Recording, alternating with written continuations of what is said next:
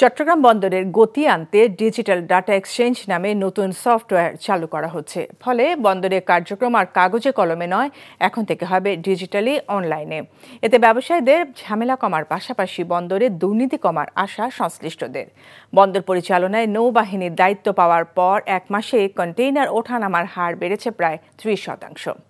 চট্টগ্রাম থেকে আরিজ আহমেদের পাঠানো রিপোর্ট। চট্টগ্রাম বন্দরকে বিশ্বমানের করতে নানা উদ্যোগ নিয়েছে অন্তর্বর্তীকালীন সরকার, যার সুফল পেতে শুরু করেছেন ব্যবসায়ীরা। বিশেষ করে বন্দরে নিউমোরিং কন্টেইনার টার্মিনালের দায়িত্ব নৌবাহিনীকে দেওয়ার পর বন্দরে ১ মাসেই কন্টেইনার ওঠানামার হার বেড়েছে প্রায় ৩০%। একই সময় বন্দরে জাহাজের অবস্থান সময় কমেছে ১৩ ঘন্টা। গত ১৭ বছর ধরে সাই পাওয়ারটেক দিয়ে একচেটিয়া পণ্য ওঠানামার এই কাজ করায় বন্দরের কাজের গতি কমার পাশাপাশি নানা দুর্নীতির অভিযোগ ওঠে। এখন বন্দর আধুনিকায়নে আরেক ধাপ এগিয়ে যাওয়ার পথে। ডিজিটাল ডাটা এক্সচেঞ্জ নামে নতুন একটি সফটওয়্যার চালু করা হচ্ছে বন্দরে। এখন ম্যানুয়ালি নয়, অনলাইনে ব্যবসায়িক সকল কাজ করা যাবে। এতে বন্দরের কার্যক্রম আরও গতিশীল হবে। ডেলিভারি অর্ডারটা নিতে হয়, এটা এখন অনলাইন বেসড হয়ে যাবে। তারপর আপনার এই যে কাস্টমসে অনেক সময় বিএল অ্যামেন্ডমেন্ট করতে প্রচুর সময় লেগে যায়।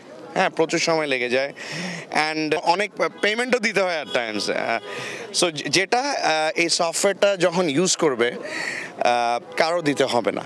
অনলাইন এই ডাটা এক্সচেঞ্জ চালু হলে দুর্নীতি অনিয়ম কমিয়ে আসবে বলে জানান বাংলাদেশ অর্থনৈতিক অঞ্চল কর্তৃপক্ষ বেজার চেয়ারম্যান। দুর্নীতির যে অভিযোগ এবং হ্যারাসমেন্ট যেটা হয় অনেক সময়, সেটাও সিগনিফিকেন্টলি কমে আসবে, বিকজ আপনার আসলে কারোর সাথে ইন্টারঅ্যাক্ট করতে হচ্ছে না। আপনি একটা সফটওয়্যারের থ্রুতে একটা বাটন ক্লিক করে পেমেন্টটা করে দিচ্ছেন। এখানে দক্ষ শ্রমিক এবং কর্মচারী বিল্ড আপ হবে এবং তাদেরকে যদি আমরা বিদেশেও প্রেরণ করি, দেখা যাবে যে বাংলাদেশ অনেক বৈদেশিক মুদ্রা উপার্জন করতে পারবে। চট্টগ্রাম বন্দরে নিউমোরিং কন্টেইনার টার্মিনালে গত অর্থবছরে বন্দরে মোট কন্টেইনারের ৪৪% হ্যান্ডলিং বা ওঠানামা হয়েছে, যার পরিমাণ ১৩ lakh container. NTV news desk.